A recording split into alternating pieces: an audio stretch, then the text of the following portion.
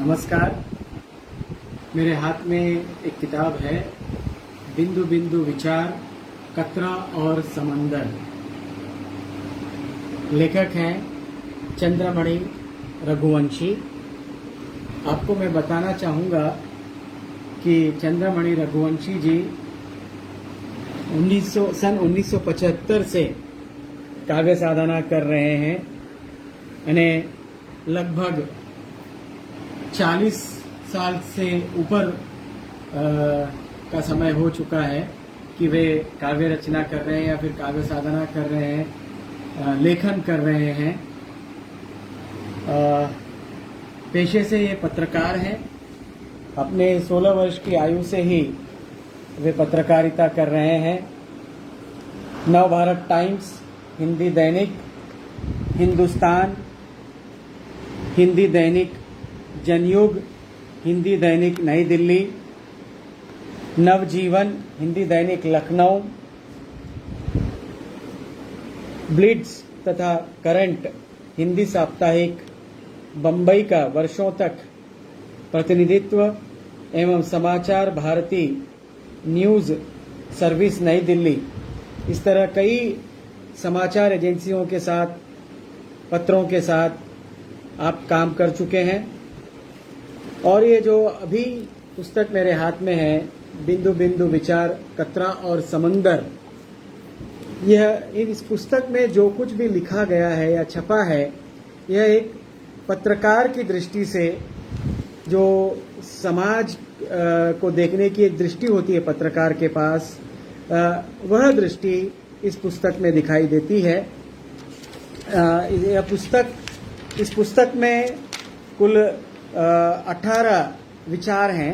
उनमें से कुछ कविताएं हैं और अन्य गद्य के रूप में सामग्री प्रकाशित है। एक संस्मरण जो कि बहुत ही अच्छा संस्मरण मुझे लगा और पढ़ते समय भावुक भी हुआ हूँ, माँ की याद। मैं वहीं से अपनी बात आरंभ करूंगा। माँ की याद जो है, लेखक को अपने माँ से जुड़ी हुई बातें याद आती हैं। इस संस्मरण में उन्होंने लिखा है, माँ की मृत्यु के बाद जो विचार उनके मन में आए, वे विचार उन्होंने यहाँ रखे हैं। एक बिंब देखिए कि किस तरह से लेखक अपनी वेदना को प्रकट कर रहा है कि माँ बीमार है और उन्हें पता चलता है कि माँ की मृत्यु हुई है। मुन्नू चाचा, कवि विजयवीर त्यागी, बताते हैं कि भाभी जी हमें छोड़कर चली गई हैं। यह सुन मुझे लगा कि किसी ने मेरी छाती पर घूंसा जड़ दिया है। यानी अगर कोई बलवान व्यक्ति किसी की छाती पे मारता है तो किस तरह से दर्द होता है, ये मार खाने वाला जानता है या फिर मारने वाला जानता है या फिर उस दर्द को महसूस करने वाला ही जानता होगा। लेकिन यहाँ पर इन पंक्तियों को पढ़ने से लगता है कि किस तरह की वेदना उनके मन में उठी होगी। मैं निशब्द खड़ा रहा। तभी सुशीला ताई जी ने कहा कि कोई तो चंदू को रुलाए वरना उस पर बहुत बुरा असर पड़ेगा। यानी वे एकदम से स्तब्ध हो गए, एक शिला की तरह या एक पत्थर की तरह हो गए कि ऐसा हो गया है उनके जीवन में। और बहुत ही भावुक यह संस्मरण है। कभी मौका मिले तो आप पढ़िएगा ज़रूर। मैं इस पर ज़्यादा बोल नहीं पाऊँगा, लेकिन एक दो अंश जहाँ मैंने रेखांकित किया है वह मैं आपको पढ़ के ज़रूर सुनाना चाहूँगा, क्योंकि उनकी माँ ने, लेखक की माँ काफ़ी क्या कहते हैं कि हिम्मत वाली रही हैं। सभी माताएं हिम्मत वाली ही होती हैं, ऐसा मैं मानता हूँ। एक अंश है, शवयात्रा में शामिल पेट्रोमैक्स जलाने वाला गप्पल कह रहा था, वह मामूली औरत नहीं थी, वह तो देवी थी। और लेखक अपनी माँ से इतने गहराई से जुड़े हुए रहे होंगे क्योंकि माँ के अंतिम संस्कार के बाद जब वे घर लौटते हैं तो उन्हें याद नहीं है कि माँ अब नहीं रही, और वे जब घर आते हैं तो फिर अपने माँ से खाना मांगते हैं। वह भी अंश मैं आपके सामने रखना चाहूँगा।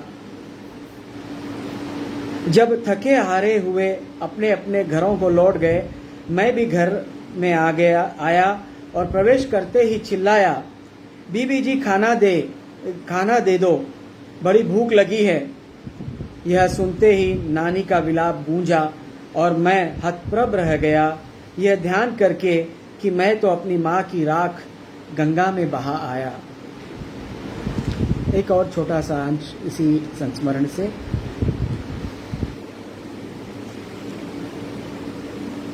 इस शोकपूर्ण अवसर पर मैं अपनी माँ का अश्रुपूर्ण नमन करते हुए मन ही मन बुदबुदाता हूँ, हे माँ, आपके जीवट, साहस, विनम्रता, निर्भीकता और त्याग तथा समर्पण की भावना मुझे विषम परिस्थितियों से जूझते हुए आगे बढ़ने की सदैव प्रेरणा देती है।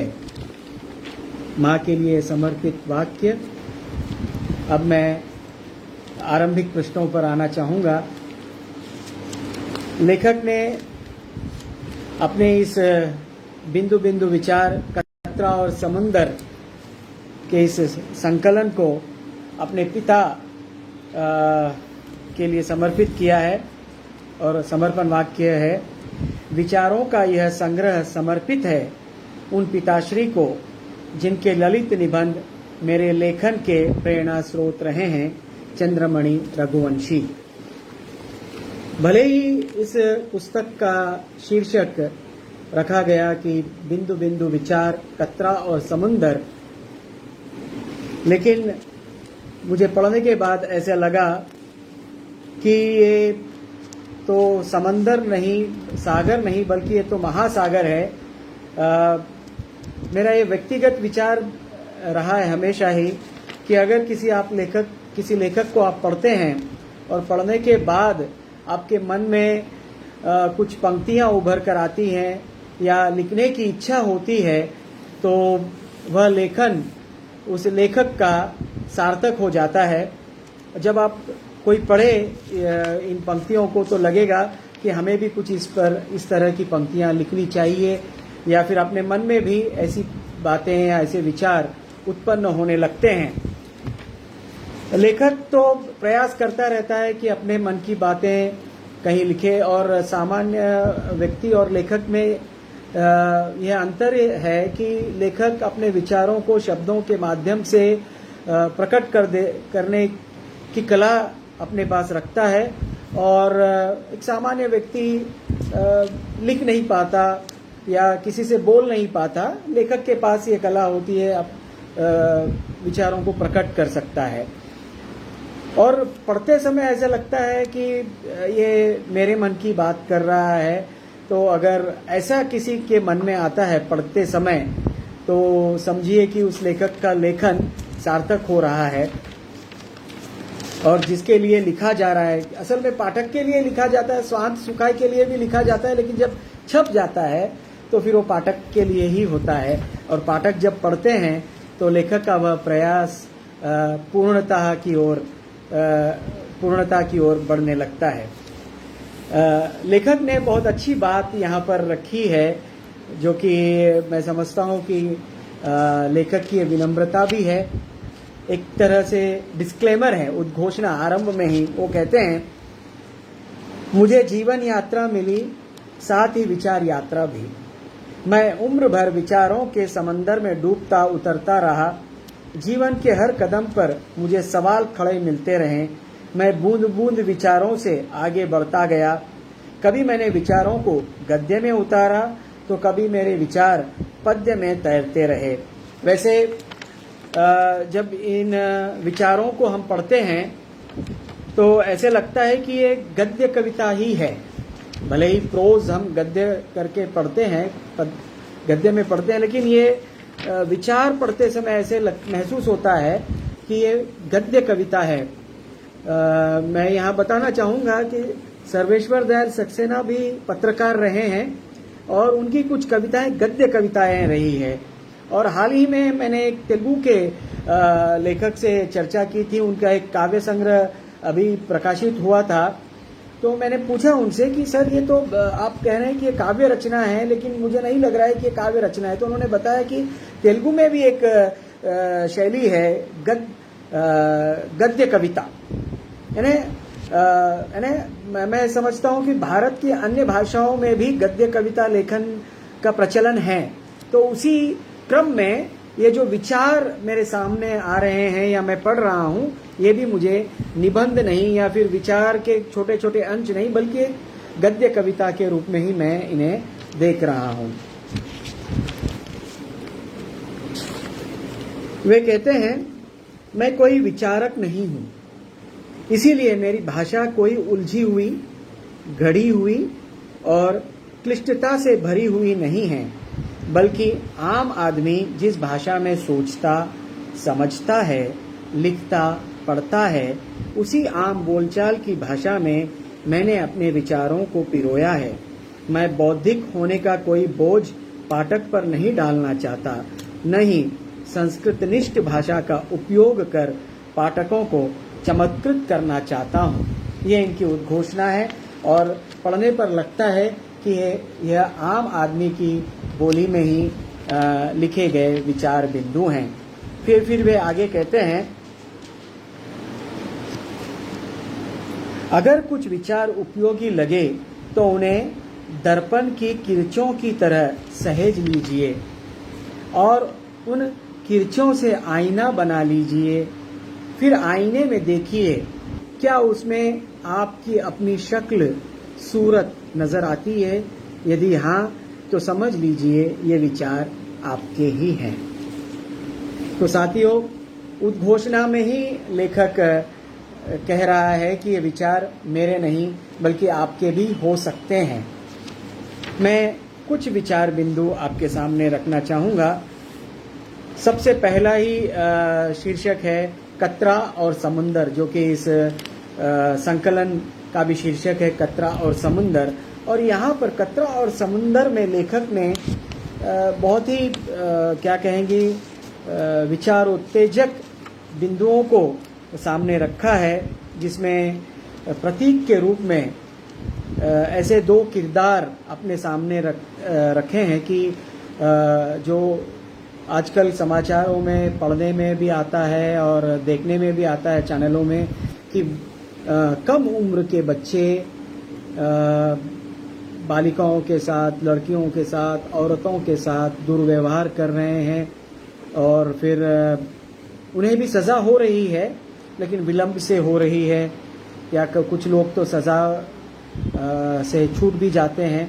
ऐसा क्यों हो रहा होगा? ये विचार उनके मन में आया और उन्होंने यहाँ पे कतरा और समुंदर में इस बात को उठाया है कि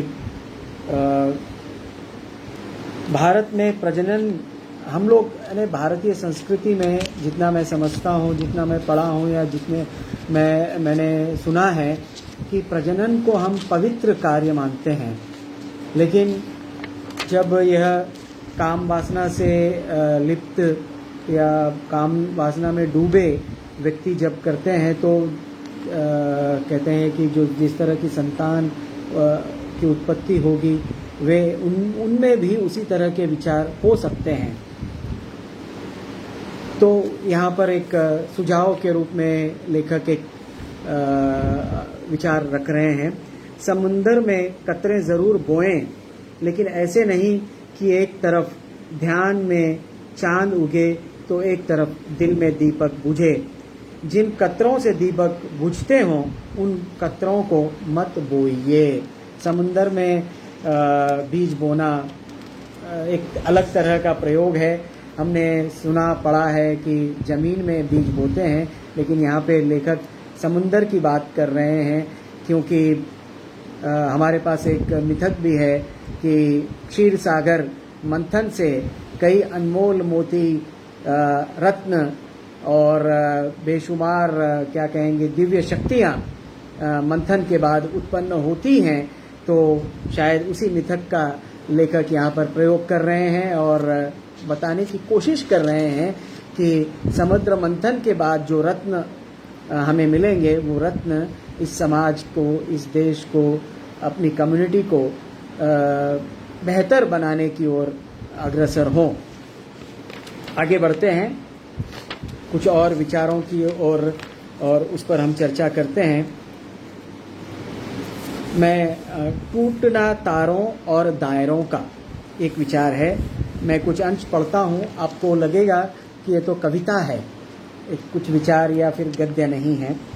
कभी कभी दायरे तो अलग हुआ चेहरा बहुत कभी कभी दायरे से अलग हुआ चेहरा बहुत सताता है, वह चेहरा दिमाग में कीड़ा बनकर कुलबुलाता है। दिलो दिमाग में समय के घावों से बनी पीक में जब कोई कीड़ा कुलबुलाता है तो असहनीय पीड़ा होती है। लियोनार्ड राइट ने कहा है कि जिस प्रकार पुरानी लकड़ी जलने में उपयोगी है, पुराना घोड़ा चढ़ने में अच्छा, पुरानी पुस्तकें पढ़ने में सुंदर और पुरानी मदिरा पीने में लाभकर, उसी प्रकार पुराने मित्र भी सदैव विश्वसनीय और श्रेष्ठ होते हैं। और शायद इसी कारण कोई चेहरा कीड़ा बन जाता है जो दिमाग में कुलबुलाता है। एक तरह से लेखक इस ओर भी इशारा कर रहे हैं कि जब हम एकांत में होते हैं, अकेले होते हैं, तो हमारे मन में भी कोई विचार उत्पन्न होते हैं, पुरानी यादें ताज़ा होती हैं और हम चाहते हैं कि उन विचारों को, उन यादों को किसी के साथ बांटें, मगर हम बांट नहीं पाते। लेकिन जो लेखक मन के व्यक्ति होते हैं, वे विचारों को किसी अन्य व्यक्ति के साथ जब बांट नहीं पाते तो कागज़ पर उतार देते हैं और वे यादें हमेशा के लिए शाश्वत हो जाती हैं, कागज़ पर उतर जाती हैं। एक कविता है संविधान। संविधान कविता के कुछ अंश मैं आपके सामने रखना चाहूँगा। लो मैं तुम्हें संविधान देता हूँ, देखो इसमें तुम्हारे मौलिक अधिकार लिखे हैं, पर खबरदार इन्हें मांगने के लिए खड़े न हो उठना, क्योंकि ऐसा करना सत्ता के असीमित अधिकारों के आड़े आना होगा और तुम जानते ही हो जब सीमित असीमित से टकराता है तब सीमित ही कुचला जाता है। यहाँ पर मुझे एक तेलुगु कविता की पंक्तियाँ याद आ रही हैं जिसमें कवि लिख रहा है कि किस तरह से निचले स्तर के व्यक्ति का शोषण होता है या उसके विचारों को या उसकी उन्नति को दबाया जाता है। कविता की पंक्तियां हैं कि साइकिल की मैं भावार्थ ही समझा देता हूं कि साइकिल को एक स्कूटर ने टक्कर मार दी, स्कूटर को कार ने टक्कर मार दी और कार को लॉरी ने टक्कर मार दी। यहाँ पे प्रतीकात्मक रूप से कवि बताना चाह रहे हैं कि जो ताकतवर व्यक्ति होता है वह अपने से निचले व्यक्ति को हमेशा दबाने का ही प्रयास करता है, अपनी ताकत का, अधिकार का सदुपयोग न करके अपने हित के लिए, अपने स्वार्थ के लिए दुरुपयोग करता है। तो यहाँ पर भी चंद्रमणि रघुवंशी जी प्रतीक के रूप में बताने का प्रयास कर रहे हैं कि जो संविधान में दिए हुए अधिकारों का दुरुपयोग करते हैं वे हमेशा ही शोषण करते दिखाई देते हैं।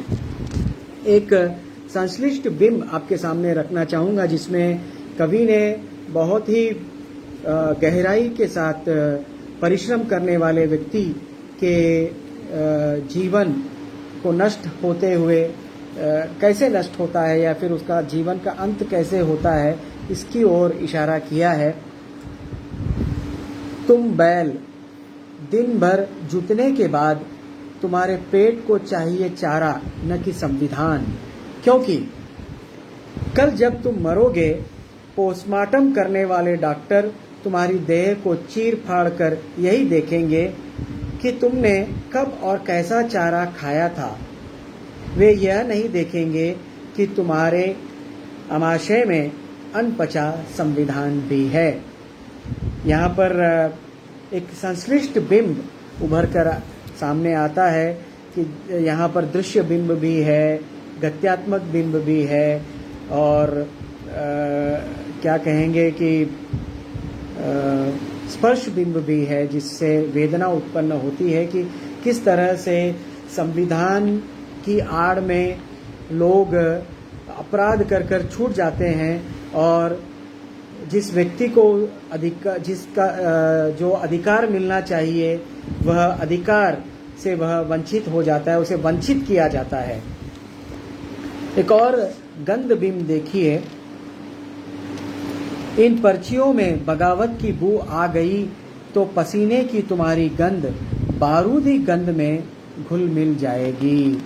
अर्थात जब शोषण अधिक हो जाता है, ये लेखक पत्रकार है, मैंने आरंभ में ही कहा, ये इशारा भी कर रहे हैं, सचेत भी कर रहे हैं उन लोगों को जो लोग संविधान में दिए हुए अनुच्छेदों का अपने मर्जी के हिसाब से अपने व्यक्तिगत स्वार्थ के लिए उपयोग करते हैं। तो जो अधिकार से वंचित होने लगते हैं, वे लोग जब एकजुट हो जाएंगे, जब उनके पास ताकत आ जाएगी, तो ये तो मेहनतकश व्यक्ति हैं, तो वो उनके पास ताकत तो आनी ही है। लेकिन जब विचार भी आ जाते हैं, तब वे फिर बारूद बन सकते हैं और उन लोगों का समय खत्म कर सकते हैं जो लोग संविधान का दुरुपयोग कर रहे हैं। आगे बढ़ते हैं। कितनी हसीन है दुनिया। अब जैसा चश्मा हम पहनते हैं, दुनिया वैसी ही दिखाई देती है। अगर आप काला चश्मा पहनते हैं तो काली काली दिखाई देगी, हरा चश्मा पहनते हैं तो दुनिया हरी भरी दिखाई देगी। तो देखते हैं आदरणीय रघुवंशी जी को ये दुनिया कैसे हसीन दिखाई देती है। बहुत हसीन है यह दुनिया, वास्तव में बहुत ही हसीन है दुनिया। उन क्षणों में जब जेब में कोई टोटा न हो और जब किसी समस्या का हथौड़ा मस्तिष्क पर चोट न कर रहा हो, अर्थात कोई परेशानियां न हो, कोई कठिनाई न हो, कोई समस्या न हो, किसी भी तरह की सीमाएं ना हो, तब दुनिया हसीन हो सकती है। लेकिन क्या वास्तव में दुनिया ऐसी ही है जिसमें कोई समस्या नहीं है, कोई चिंताएं नहीं हैं, कोई द्वंद्व नहीं है? तो शायद अगर ऐसा है कि कोई द्वंद्व नहीं है, ऐसी स्थिति अभी बनी नहीं है, तो फिर यह दुनिया हसीन नहीं है। हसीन दुनिया बनाने की जिम्मेदारी उन सभी व्यक्तियों पर है जो लोग द्वंद्व उत्पन्न कर रहे हैं, जो संघर्ष उत्पन्न कर रहे हैं, जो लोग समाज में या देश में द्वेष उत्पन्न कर रहे हैं, या जाति प्रथा के नाम पर हो, या फिर धन क्या कहते हैं अमीरी गरीबी के नाम पर हो, या फिर या ये कहें कि उच्च जाति निम्न जाति के नाम पर हो। किसी भी तरह की के द्वंद्व हो सकते हैं, किसी भी तरह का द्वेष हो सकता है। तो अगर ऐसा है तो फिर यह दुनिया हसीन नहीं है। एक और अंश देखिएगा इसी विचार बिंदु का। मेरी आंखों में आंसू छलक आते हैं जब मैं जंगल से लकड़ी काट कर सिर पर बोझा रखे मजदूर को थके पांव घर लौटते हुए देखता हूँ। कभी किसी ने दुनिया के हुस्न को जिंदगी से झांक कर नहीं देखा कि यह पीड़ा के कितने मुरझाए हुए गुलदस्ते हैं। अर्थात पत्रकार कवि उन अंशों को देख रहा है, उस हिस्से को देख रहा है अपने समाज के हिस्से को जहाँ पर अभी वेदना बची है, जहाँ पर अभी शिक्षा नहीं पहुँची है। उन गांवों को देख रहा है जहाँ पर अभी बिजली नहीं पहुँची है। लेकिन हम आंकड़े देखते हैं कि हम इतने सारे गांवों को प्रकाशमान कर दिए हैं, अभी किसी गांव में बिजली की कमी नहीं है। लेकिन लेखक ऐसा चश्मा पहनकर देख रहा है जिसमें लेखक को दिखाई दे रहा है स्पष्ट रूप से कि अभी भी ऐसे लोग हैं जिन्हें जिनके लिए एक गांव से दूसरे गांव जाने या एक स्थान से दूसरे गांव पर स्थान पर जाने के लिए वाहन भी उपलब्ध नहीं है। यानी अभी और भी कई ऐसे जगह हैं जहां पर हमें क्या कहते हैं कि मौलिक सुविधाएं पहुंचानी हैं।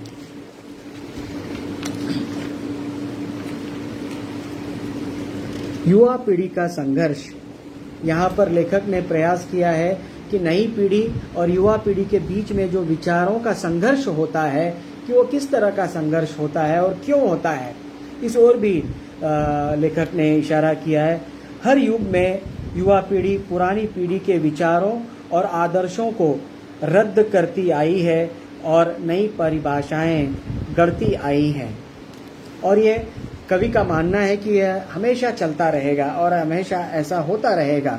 लेकिन ऐसी होने की स्थिति में भी लेखक का विनम्र निवेदन है कि भले ही पुरानी पीढ़ी और नई पीढ़ी के बीच में कोई टकराहट हो, कोई अंतराल हो, कोई दूरियां हो, लेकिन जो पुरानी पीढ़ी के लोगों के पास जो अनुभव है, जो विचार हैं, वे अनुभव, वे विचार नई पीढ़ी को मार्गदर्शन प्रदान कर सकते हैं, नई पीढ़ी को अपने जीवन को उन्नत बनाने के लिए प्रेरित कर सकते हैं।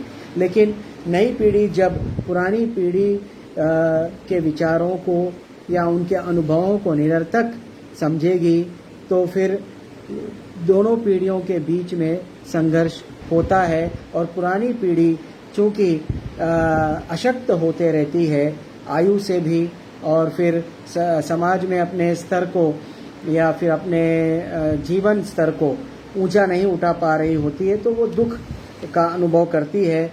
और एक तरह से जो आजकल वृद्धों की समस्या हो रही है, युवा पीढ़ी पढ़ लिख कर अपने माता पिता को एक अपने स्थान पर छोड़कर किसी और स्थान पर चले जा रहे हैं और फिर वापस अपने स्थान पर वापस नहीं आ रहे हैं, जैसे कि NRIs हैं जो बाहर जा रहे हैं, विदेश जा रहे हैं और उनके माता पिता यहीं अकेले रह रहे हैं, बूढ़े हो रहे हैं और उन्हें देखने के लिए यहाँ पर कोई उपस्थित नहीं है। ऐसे लोगों का जीवन कठिन हो जाता है। एक अंश देखिए, युवा पीढ़ी का संघर्ष। कुटुंब टूटने से आदमी टूट रहा है, आदमी बिखर रहा है। एक परिवार में उसे सुख और दुख बांटने को कोई नहीं मिलता, क्योंकि एकल परिवार के घर का दरवाज़ा बंद मिलता है, खिड़कियां भी नहीं खुलती। आदमी अपनी चौखट पर ही सिसक रहा है, लेकिन युवा पीढ़ी अब भी पुरानी पीढ़ी को ही कोस रही है। आगे बढ़ते हैं। एक विचार बिंदु है, प्यासे खेत प्रतीक्षारत आंखें।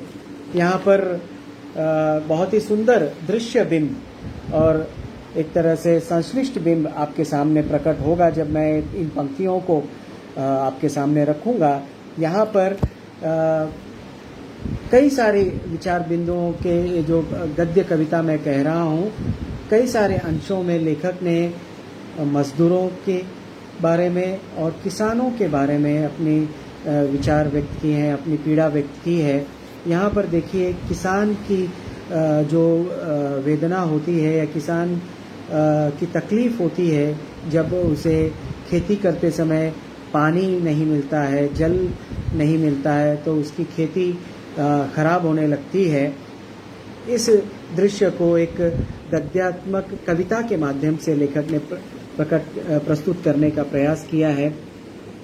आजकल आसमान में आंखें टंगी नजर आती हैं, तारों की भरी रात में लगता है कि आसमान में तारे नहीं, लाखों आंखें टंगी हुई हैं। आंखें तो प्रतीक्षारत हैं, याचक हैं, व्याकुल हैं, अधीर हैं, अश्रुपूरित हैं। इन आंखों में असीम पीड़ा वेदना भरी हुई है। यह वेदना प्रतीक्षा की है, यह पीड़ा प्यास की है। आज सूखे प्यासे खेत बूंदों का आलिंगन करने के लिए तड़पती हुई जमीन भी टकटकी लगाए आसमान को निहार रही है टुकुर टुकुर देख रही है।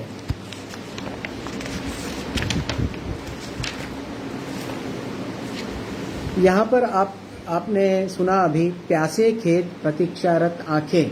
यहाँ पे खेत प्यासे हैं ये बता रहे हैं लेखक। और आगे एक और अंश आता है जहाँ पर वे प्यास पर ही एक तरह से गद्य कविता की रचना कर रहे हैं। और ये प्यास किस तरह की होती है, अलग अलग तरह की प्यास, अलग अलग लोगों की प्यास होती है। और एक तरह से प्यास के कारण ही लेखक का मानना है कि ये दुनिया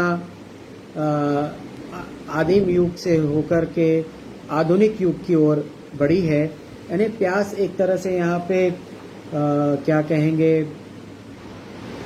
एक प्रतीक है या एक उपमा है यहाँ पर, कि लेखक बताना चाहते हैं कि ये प्यास बल्कि आदमी की जिजीविषा है, आदमी का चिंतन है।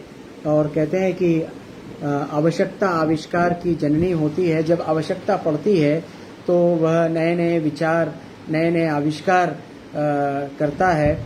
तो यहाँ पर ये प्यास आविष्कार भी है और यह प्यास आदमी के अंत की ओर ढकेलने वाली भी प्यास हो सकती है। मैंने अजीब मंजर देखा कि वर्षा की झड़ी में प्यासे लोगों का हुजूम खड़ा था। बादलों से पानी बरस रहा था, लेकिन लोग फिर भी प्यासे थे। कदमों में पानी निरुद्देश्य सा भटक रहा था, जो सिरों को छूता हुआ, तन को भिगोता हुआ नीचे आ रहा था। लेकिन फिर भी लोगों के अंदर प्यास सुलग रही थी, धधक रही थी। यह कैसी प्यास थी जो पानी से भी बुझ नहीं रही थी। आगे बढ़ते हैं। एक और विचार बिंदु है यहाँ पर। देखिए किस तरह से लेखक ने स्पर्श बिंब का प्रयोग करके जिंदगी के मुरझाने के पलों को शब्दों में बांधने की कोशिश की है और ये बताने का प्रयास किया है कि किसी वस्तु में या किसी क्या कहें, किसी व्यक्ति में अगर जीवन नहीं होता है, वह सूख रहा है, तो सूखने या अंतिम पड़ाव की ओर मुड़ने वाले जो घटनाएं हैं या जो स्थितियां हैं, वे भी बताती हैं कि ये जो समय है, पहले इसमें जीवन था, पहले इसमें जिजीविषा थी, पहले इसमें कर्मठता थी, पहले इसमें भी इच्छाएं थी। अंश देखिए, मेरे हथेली पर एक सूखा हुआ फूल रखा हुआ था, जिसमें न गंध थी, न ताजगी थी, न उसमें जिंदगी का कोई चिन्ह शेष था। फिर भी मेरी बोझिल हथेली थरथरा उठी। गोया बासी और सूखे फूल से उभरे ख्यालों ने हथेली को गुदगुदाया या सहमा दिया हो। न केवल मुस्कुराता हुआ फूल नाजुक ख्याल लिए हुए होता है, बल्कि सूखा हुआ फूल भी कई कहानियों के ख्यालों को अपनी सूखी पंखुड़ियों में समेटे रहता है। फूल पैदा करने के लिए बीज डालने से फूल के पैदा होने, मुस्कुराने, डाली से टूटने या झड़ने और फिर सूख जाने की समूची प्रक्रिया ख्यालों से रची बसी होती है। आगे बढ़ते हैं। कतरा और समुंदर, इस संकलन में एक लंबी कविता हमें मिलती है। होरी के माध्यम से लेखक ने कई सारे अलग अलग विचार एक जगह रखने की कोशिश की है। होरी है इंतज़ार में। अब होरी, जिसने प्रेमचंद को पढ़ा है या गोदान को पढ़ा है, तो होरी को जानता ही है। और ये होरी हमारे देश के किसानों का प्रतिनिधि है, कर्मठ व्यक्तियों का प्रतिनिधि है, परिश्रमी व्यक्तियों का प्रतिनिधि है, मजदूरों का प्रतिनिधि है। और इस कविता में लेखक ने रक्त बीज का मिथकीय प्रयोग किया है, लेकिन यह प्रयोग मुझे लगता है कि सृजनात्मक प्रयोग है, सृजनशीलता की ओर इशारा करने वाला प्रयोग है।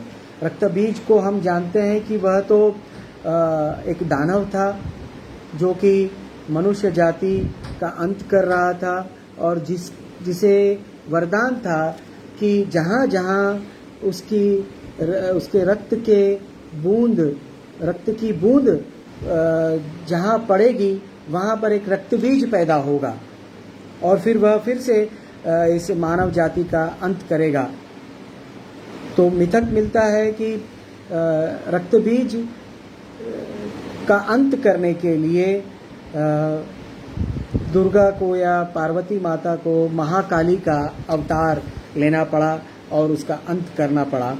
लेकिन यहाँ पर महाकाली के अवतार की आवश्यकता नहीं है।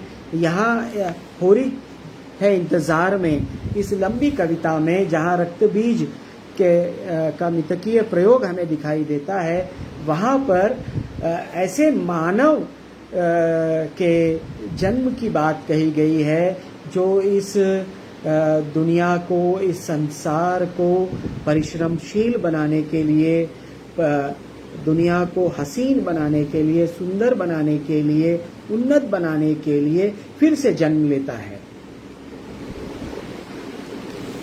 एक अंश देखिए, शायद मैं अभिशापित सहस्र बीज हूँ, जब तक मेरा लहू बिस्तर से बह पथरीली जमीन में जज्ब होता रहेगा, मैं पैदा होता रहूँगा प्रतिदिन के युद्ध में जूझने के लिए।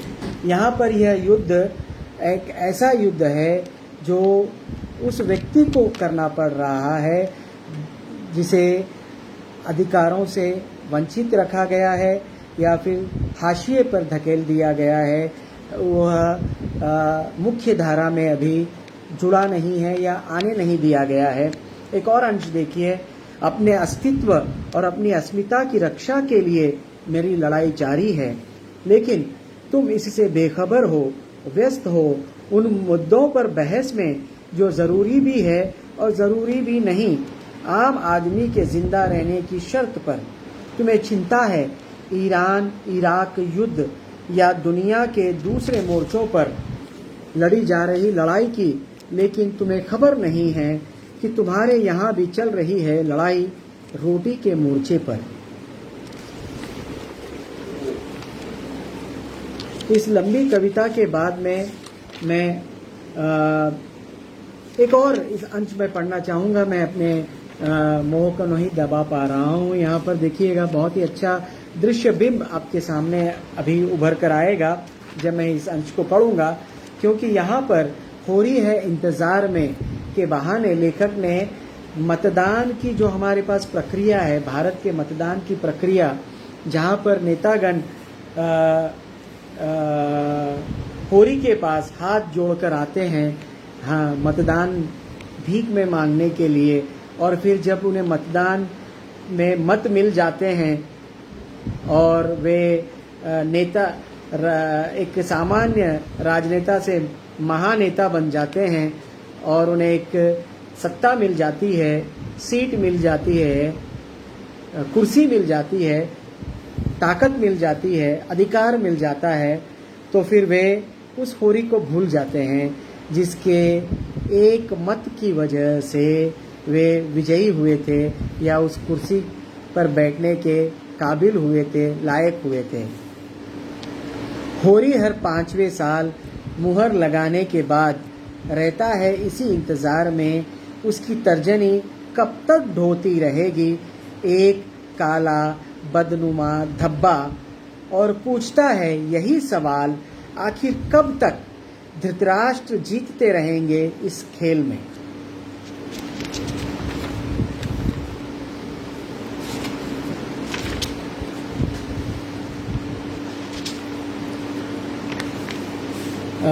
अंतिम अंश पर मैं आ गया हूँ। कतरा और समंदर, बिंदु बिंदु विचार कतरा और समुंदर चंद्रमणि रघुवंशी द्वारा लिखे विचारों का संकलन है।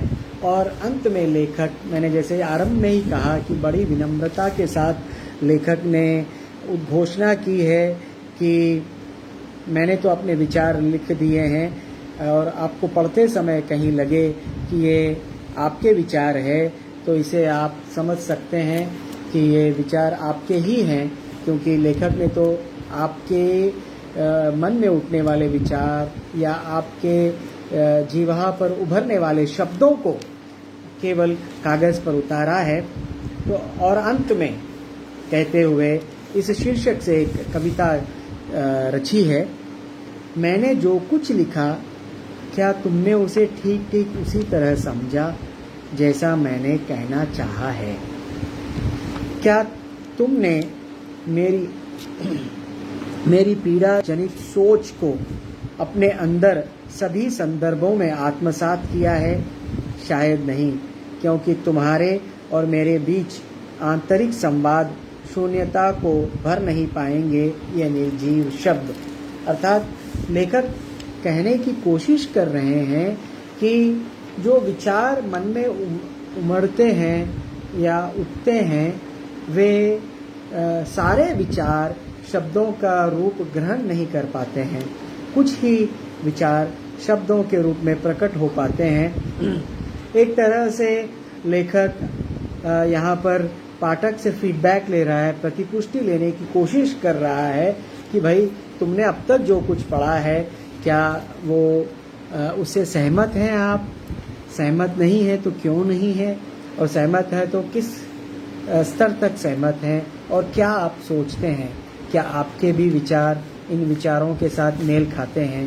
एक तरह से उद्घोषणा के साथ जुड़ी हुई यह बात है। दरअसल हमारे पूर्वजों ने अपने इतिहास के साथ सौंपे थे जो शब्द, वे खुद इतिहास बनकर रह गए हैं। और फिर वो कहते हैं कि शब्द उन सारे विचारों को प्रकट नहीं कर पाते हैं, समर्थ नहीं होते हैं, और फिर जब शब्द नहीं कह पाते हैं तो फिर ऐसे शब्द और ऐसे शब्दकोश किसी काम के नहीं, जो दो व्यक्तियों के बीच, दो समाजों के बीच, दो समुदायों के बीच संवाद स्थापित नहीं कर पाते हैं, और उनके आपस की बात एक दूसरे को समझने में उन लोगों को कठिनाई होती है। तो ऐसे शब्दकोश निरर्थक हैं। आओ शब्दकोश लाओ, सारे शब्दों को खारिज कर दो, फिर देखो हम बिना शब्दों के ज़्यादा सच्चे, ईमानदार और मानवतावादी हैं। धन्यवाद।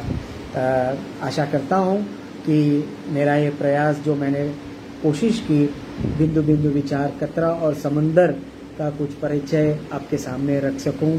आशा करता हूं कि आपको अच्छा लगा हो, पसंद आया हो। धन्यवाद चंद्रमणि रघुवंशी जी को, इन्होंने बड़े प्रेम से मुझे पुस्तक भेजी, और ये पुस्तक मुझे प्रोफेसर ऋषभदेव शर्मा जी के माध्यम से मिली। मैं लेखक को और प्रोफेसर ऋषभदेव शर्मा जी के प्रति भी, दोनों को ही मैं धन्यवाद देता हूँ, आभार व्यक्त करता हूँ कि मुझे कुछ अच्छे विचार पढ़ने का मौका मिला और कुछ मंथन करने का मौका मिला। धन्यवाद। नमस्कार।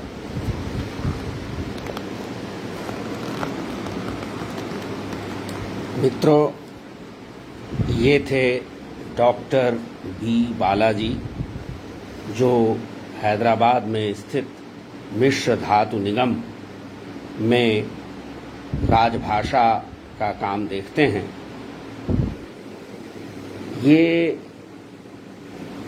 कविता, एक से अधिक भाषाओं की कविता और साहित्य के मर्मज्ञ अध्येता हैं, और इन्होंने मेरा आग्रह स्वीकार कर इस कृति कतरा और समंदर पर अपने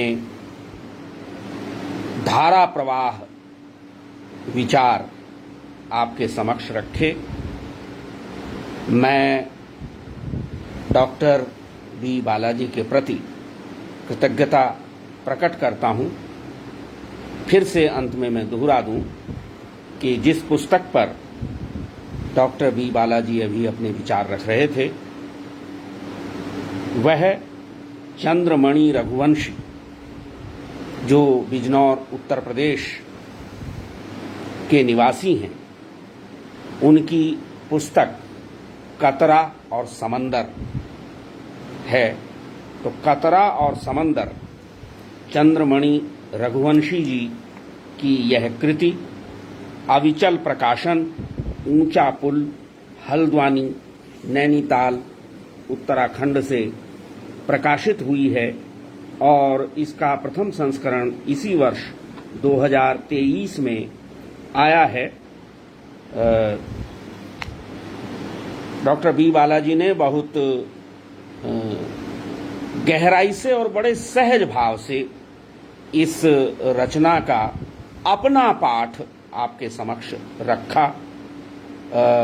मैं समझता हूं कि इससे आपके मन में भी इस कृति को देखने और इसका अपना निजी पाठ रचने की भी इच्छा जगेगी।